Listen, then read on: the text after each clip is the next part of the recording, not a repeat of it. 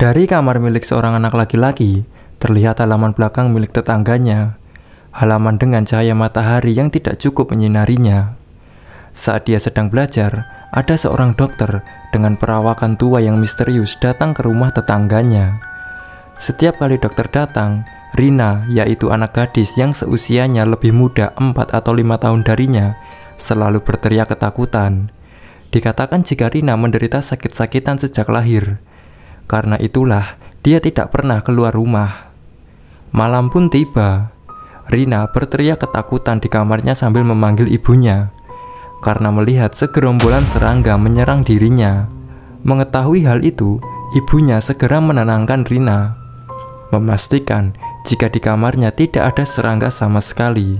Anak laki-laki yang penasaran dengan tetangganya itu mencoba mengintip dari balik jendela. Dia berpikir jika Rina benar-benar membenci serangga.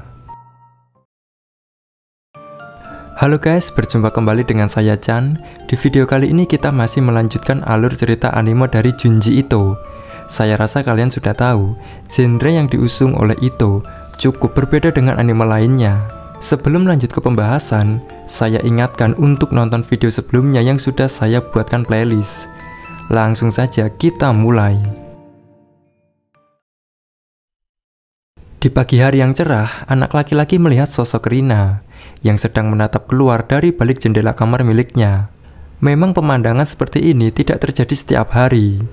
Menyadari dia sedang dipandangi oleh seseorang, Rina pun memberi senyum manis kepadanya. Namun, semua berubah ketika Rina menjulurkan tangannya. Di sanalah keanehan muncul, di mana lengan Rina dipenuhi dengan lubang-lubang kecil yang menggelikan. Lubang tubuh yang akan membuatmu trauma. Bahkan jika kamu mempunyai fobia ini akan merasa mual. Kita akan flashback beberapa tahun ke belakang terlebih dahulu. Oh ya, anak laki-laki itu bernama Yuji. Malam itu terdengar suara rintihan kakeknya. Dia merasa sangat takut dan kedinginan.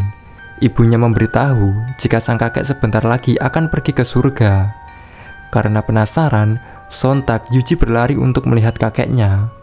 Alangkah terkejutnya, kondisi kakeknya yang sangat mengerikan. Seluruh tubuhnya dipenuhi lubang-lubang yang menjijikkan, dengan ditemani 2 dokter di sampingnya. Lalu, dokter menyatakan kalau kakeknya sudah meninggal. Kita kembali ke cerita awal. Di depan sebuah toko, Yuji memberitahu sesuatu yang rahasia kepada Hideo, yaitu temannya. Singkatnya, Hideo belum pernah mendengar ada penyakit yang dijelaskan oleh Yuji. Penyakit dengan lubang di sekujur tubuh. Yuji juga menjelaskan jika penyakit yang seperti itu pernah juga menimpa kakeknya.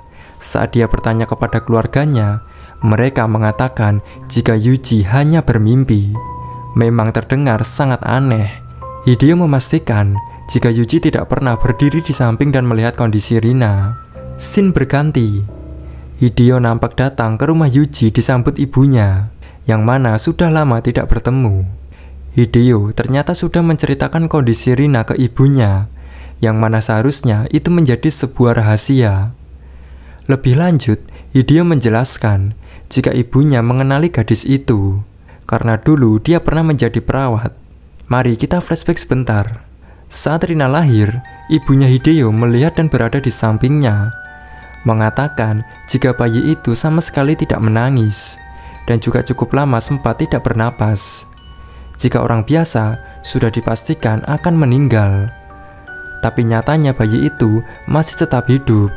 Tidak hanya itu, 2-3 hari setelahnya muncul lubang-lubang di seluruh tubuhnya.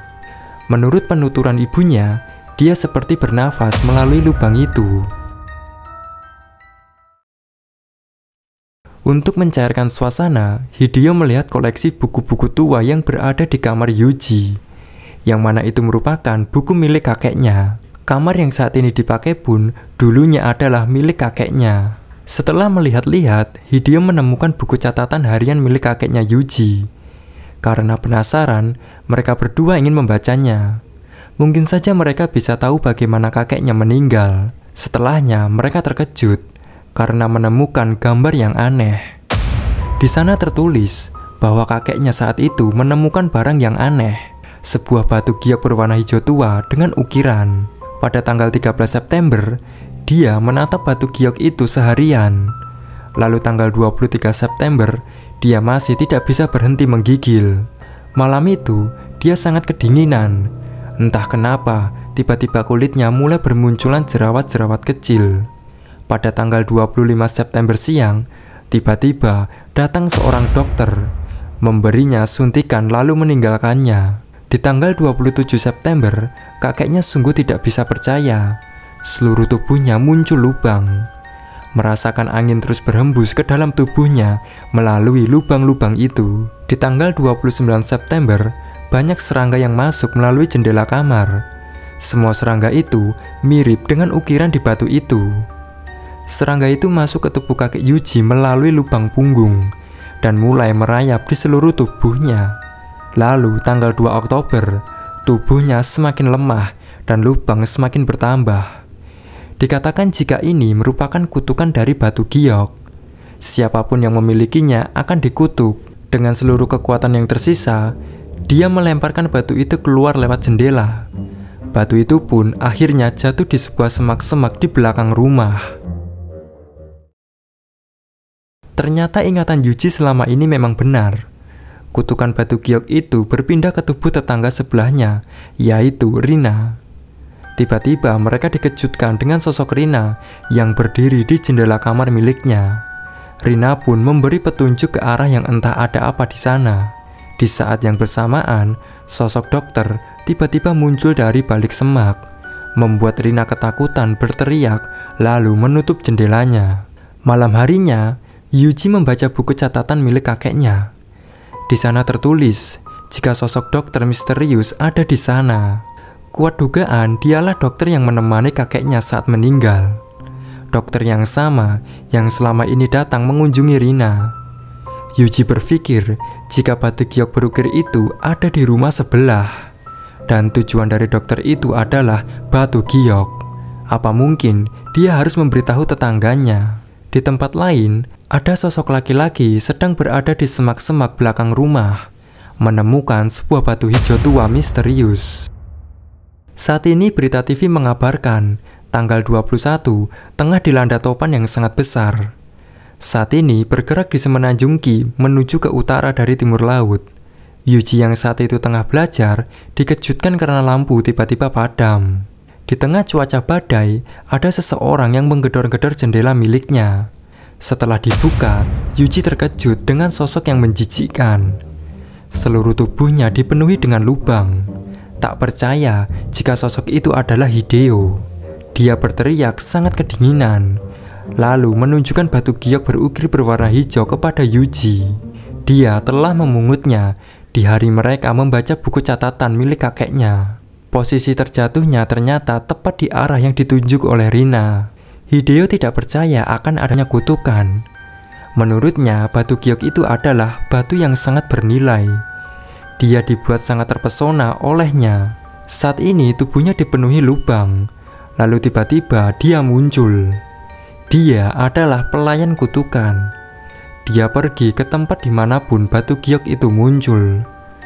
Tiba-tiba Hideo ketakutan ketika sosok dokter tua itu sudah datang. Lantas dia pergi berlari menjauhinya. Benar-benar suasana yang sangat mencekam. Keesokan harinya, tubuh Hideo ditemukan meninggal di pinggir sungai, dan batu giok itu sudah tidak tahu hilang kemana. Lalu kondisi Rina terlihat seperti gadis normal biasanya. Dia sudah berani keluar rumah, dan lubang di tubuhnya tidak nampak lagi.